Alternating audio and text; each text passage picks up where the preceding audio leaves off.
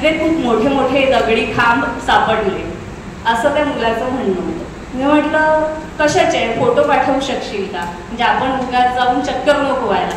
त्यांनी फोटो पाठवले. मी म्हटलं हे रेल्वेचे स्लीपर्स आहे.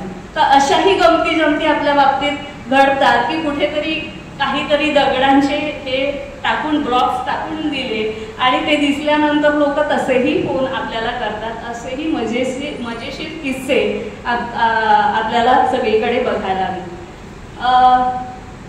इतिहासाचं जेव्हा आपण काम करायला लागतो, म्हणजे एखादं काम आपल्याकडून होणं असतं ना, तेव्हा लोक आपोआप त्या लोकांच्या तशा भेटी घडत जातात.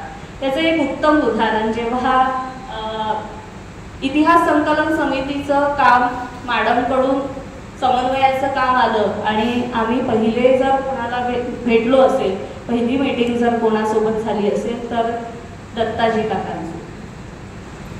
आणि ती मीटिंग झाली त्याच वेळेस त्या मीटिंगमध्ये ते कोणाला घेऊन आले, संजीव देशपांडेंना घेऊन आले. तर अशा दोन व्यक्तींची ती भेट होती. पुढे आपलं मी फार असं चंद्रपुरात माझं सासर जरी असलं तरी ही इथे गजानन मंदिर आहे, त्या गजानन मंदिरात मी काही रेग्युलर जाणारी नाही, इथे आल्यावर रेग्युलर जाणारी नाही. पण त्या दिवशी माझी गाडी वळली आणि मला तिथे दत्ताजी काका पुन्हा भेटले. ते मला म्हणतात, ते मला माहित नाही म्हणते, तू व्हिडिओ वगैरे सगळं ठीक आहे पण लिहिलं पाहिजे.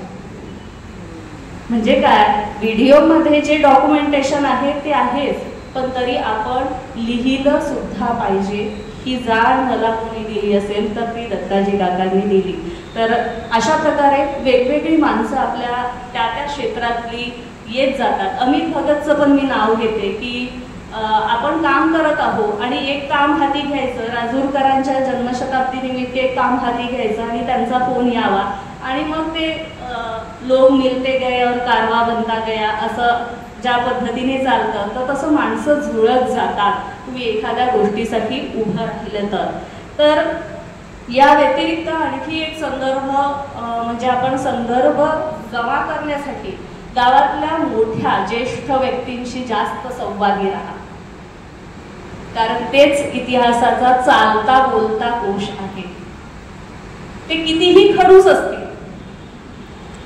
ते एक वेळेस म्हणजे तुम्ही 10 वेळ फोन केला तर त्यातला एक अटेंड करतील किंवा 10 वेळ येऊ म्हटल्यावर एक वेळ येईल म्हणतील, तरीही त्यांच्या सतत संपर्कात राहणं आपल्याला फार गरजेचं आहे, कारण त्यांनी बराच मोठा काळ बघितला. आता ज्येष्ठ व्यक्ती म्हणजे ज्यांना त्या गोष्टीची, त्या सांस्कृतिक सामाजिक असेल किंवा गावाच्या सगळ्या उपक्रमांमध्ये ज्या लोकांचं महत्त्वाचं योगदान होतं त्या काळामध्ये ते तिथे होते, अशा लोकांच्या सानिध्यात राहणं फार उपयोगाचं होतं. आपण काही नाही तर आपण प्रसादासारखं तरी आपल्या हातावर काहीतरी पडतं, हे फार महत्त्वाचं आहे.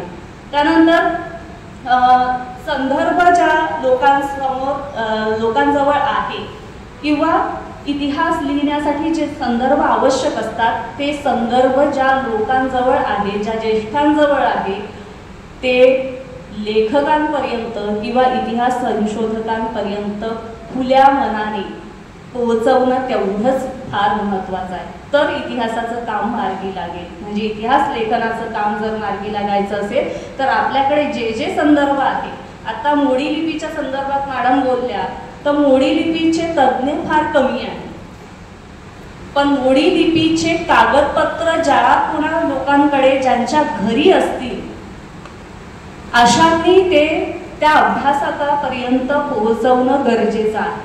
ते वाचन करून तुमच्यापर्यंतच पोहोचणार आहे, ते काही स्वतः ठेवून घेणार नाही. त्याच्यातून इतिहासाचा कुठलं तरी महत्त्वाचा भाग त्यांच्या लक्षात आला असेल तर ते त्याची कॉपी करून घेतील, पण ते तुमच्यापर्यंतच येणार आहे. मग आपलं कुठलंच नुकसान नाही आहे ना, फक्त समोरची व्यक्ती त्याच्यातून काहीतरी वेगळं लेखन करणार आहे. तर एक काम मार्गी लागणं हे फार महत्त्वाचं असतं. त्याच्यामुळे ज्या लोकांकडे अशी साधनं उपलब्ध आहेत त्यांनी ती सहजतेने उपलब्ध करून देणं गरजेचं आहे. आम्ही अनुभव घेतो, ज्यांना जाण आहे ते संदर्भ देत नाही आणि ज्यांना जाण नाही ते संदर्भ ठेवतच नाही. म्हणजे असेही दोन गट आपल्याला समाजामध्ये दिसतात. तर आमच्या वरोऱ्याचा मॅडमनी उल्लेख केला आहे. तर आता जाण असणं जाण नसणं यातलं काय अंतर असू शकतं, की मी अजर आजोरकरांच्या चंद्रपूरच्या इतिहासाचा उल्लेख केला पहिल्या आवृत्तीचा. त्याच्यात अनेक संतांवर सुद्धा लेखन आहे असंही आहे. आणि वरोऱ्यातल्या एका अतिशय प्रतिष्ठित घराण्यात त्यांच्याच गुरु महाराजांचा फोटो त्यांच्या घरात लागलेला आहे, पण त्यांना त्यांचं नाव नाही माहिती. त्यांची समाधी राम मंदिरात आहे, त्यांचं नाव कोणाला माहिती नाही. म्हणजे इथपासनचे शोध इतिहास लेखन करणाऱ्यांना, म्हणजे आता पुढची पिढी जेव्हा जागृत होते तेव्हा त्यांना वाटायला लागतं की नुसताच फोटो काय लागलाय, त्याच्या खाली नाव पण नाही लिहिलेलं. पण आपल्याला कळायला पाहिजे हे गुरु कोण होते, कुठून आले, इथे किती काळ राहिले, यांचं समाधी कोणत्या काळातली आहे, जन्म मृत्यू हे सगळं माहिती असलं पाहिजे. ही ओढ त्या लोकांना ज्याला जाण आहे त्याला असते. पण वडिलांनी, आजोबांनी, पणजोबांनी त्याचा काही उल्लेखही केला नाही. म्हणजे 97 वर्षाच्या आत्याला सुद्धा त्यांचं नाव माहिती नाही. ही अतिशय खेदाची गोष्ट आहे. आपली घराणी मोठी असतील आणि आपल्या घराण्याला असे कुळाचार दैवत असतील किंवा आणखी काही संतांचं गुरुपद आपल्या याच्यात मानलं गेलं असेल, तर असे संदर्भ सुद्धा आपण लिहून ठेवणं फार गरजेचं आहे. तर चंद्रपूरच्या इतिहासाच्या बाबतीत आपण आजही बघतो की हे जे परकोट असतील किंवा खिडक्या असतील, दरवाजे असतील, याच्या नावाचा सुद्धा इतिहास आहे.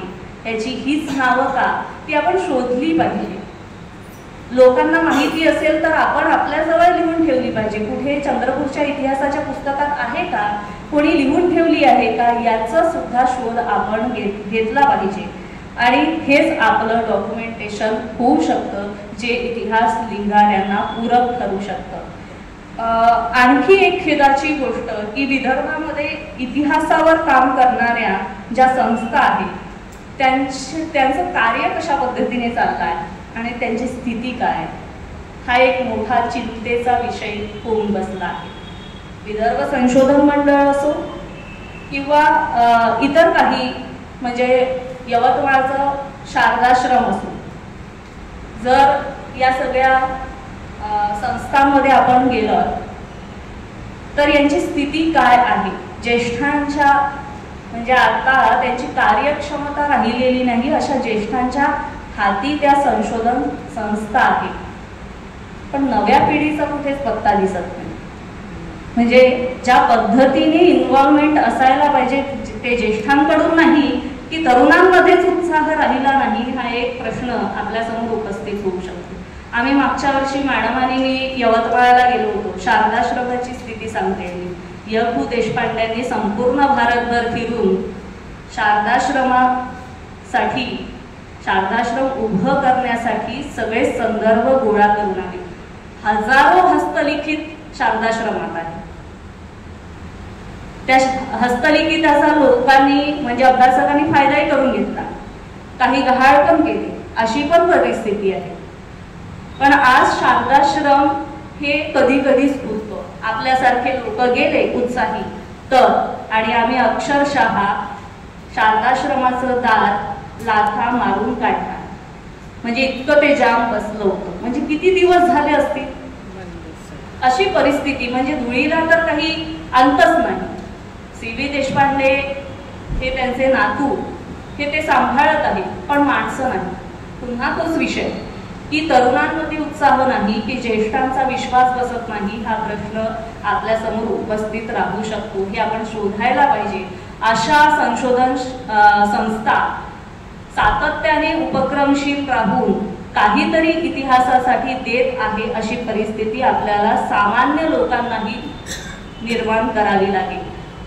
जेव्हा, म्हणजे आपण म्हणतो ना की लढा एकट्याचा नाही तर सगळ्यांचा असला तर त्याचा परिणाम जास्ती होतो. तर अशाच परिस्थितीत आपल्याला हे दिसेल। त्यानंतर वेगवेगळ्या व्यक्तींचं कार्य असेल, लोकसहभाग। आता जेवढे मॉन्युमेंट्स आहे आपल्याकडे, चंद्रपूर जिल्ह्याचा विचार केला, जेवढे मॉन्युमेंट्स आहेत तर त्याच्यावर लोक गेले पाहिजे। याच्यासाठी बंडू धोत्रेंचं काम आहे इकोप्रोचं, की स्वच्छता आणि या संदर्भात सगळ्या गोष्टी होत असतात। पण तेवढंच नाही, त्याला लोकसहभाग आवश्यक आहे। लहान मुलांपर्यंत तो मेसेज पोहोचणं गरजेचं आहे। म्हणजे ती एक नाव घेते, रोहन काळे, महाराष्ट्र स्टेपवेल कॅम्पेन चालवतात ते। आणि आज ज्याला डॉक्युमेंटेशन, आधुनिक काळातलं डॉक्युमेंटेशन काय असू शकतं, तर महाराष्ट्रातल्या जेवढ्या पायविहिरी आहेत, म्हणजे सगळ्या आकारातल्या, तर त्या सगळ्या पायविहिरींचं त्याने डॉक्युमेंटेशन गुगलवर केलं। म्हणजे गुगल मॅपवर त्या सगळ्या मॅप झाल्या आहेत।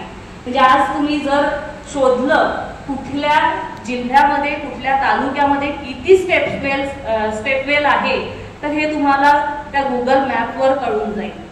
आणि त्याचं एकंदर तुम्ही झूम करून बघितलं तर ती पायविहीर कशी आहे हे सुद्धा आपल्याला दिसेल।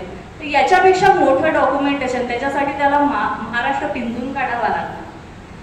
उन्हाळ्यात पायविहिरी जास्त स्पष्ट दिसतात म्हणून उन्हाळ्यात फिरावं लागलं, हे कष्ट असतात। हे कोणीतरी करतं म्हणून सहज गोष्टी आपल्यापर्यंत पोहोचत